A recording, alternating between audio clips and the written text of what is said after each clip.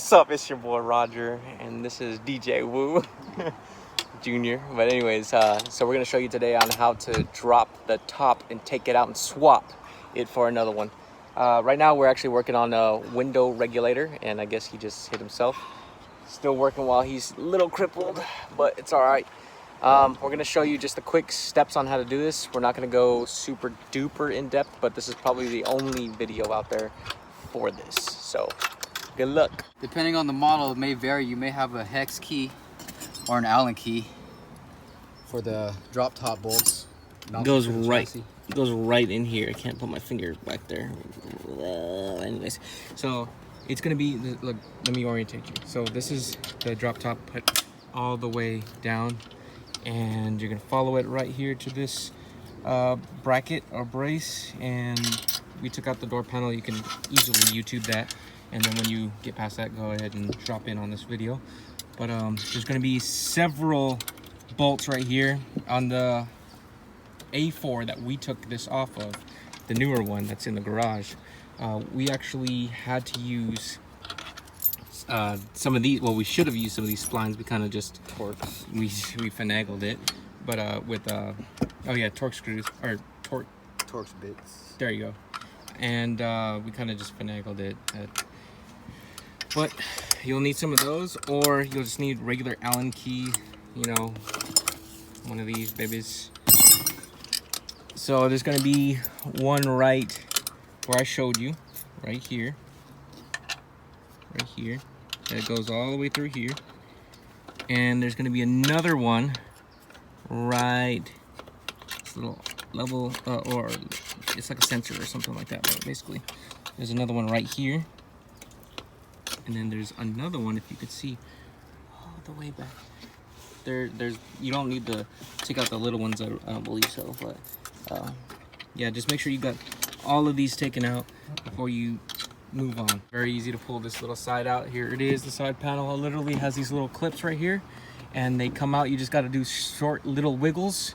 Boom, it'll pop out. But before you just rip it all the way off, the light right here needs to be unplugged. It's just little pins like this, and then there's another connector that goes into the back of this thing, and it's this one, same thing. 2 little pins, boom, and there's the motor. We pulled off all the fabric that are hooked in with these little clips right here. Basically, there's 2 of them put together.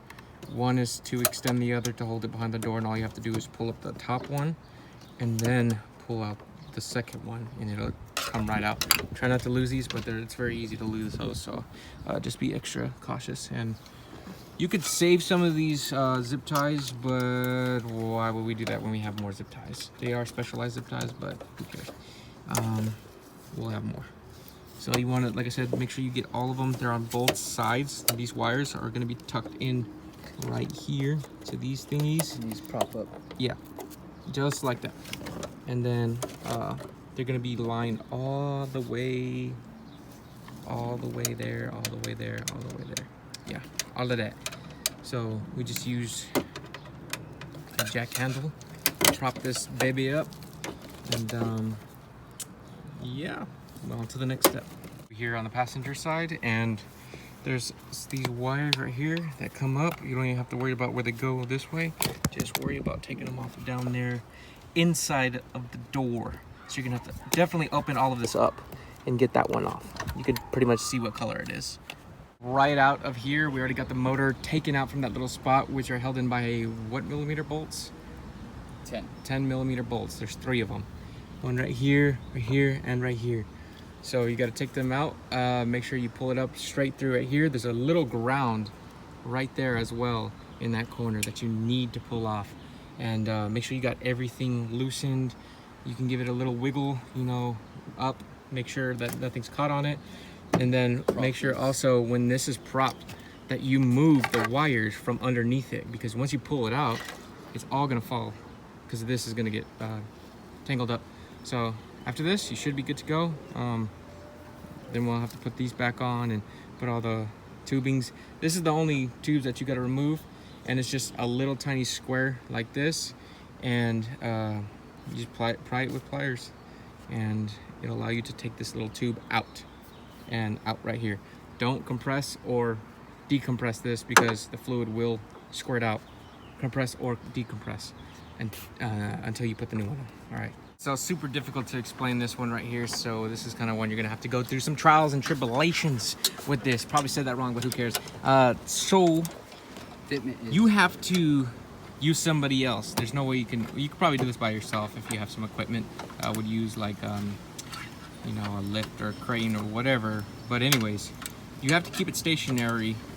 And this right here, you have to open and close it in order to align. It's gonna seem like it does not fit, but it fits, definitely fits. A4 and S4 bolts fit each other. So you have to get these bolt holes aligned, and you'll be able to see because the old washers, or I mean the old bolts that were in there, will leave a nice little outline for you on this little bracket. And then so once you get this positioned and aligned, you're gonna have to stick a screwdriver or stick a placeholder in through here, oh, yeah, and actually wedge that thing in. Boom. And then once you get that something lined up, then you want to stick a bolt in one of those other of the 3 holes. It's hard to see that third hole, but it's right there in the top left corner of the screen. It's not focused. It's too small. There it is. Right there. Cool. Once you get one bolt in, you should be good. Being able to rotate it and, my bad, being able to rotate it forward and backwards. Come on, focus. Focus. All right, being able to rotate it back and forth to get those other bolts in. And then once you do one side, don't do them all, just get one and one, and you'll be able to do the rest of them. On putting all the everything back together, as far as like all the doors and stuff like that. We took off the panel for that regulator repair. We got all the bolts in, like I said. I was working back here to get that motor in. Like I said, just do everything in reverse, and right now I'm gonna make sure I fill it. There's like a little max, you can't really see it. Let me see.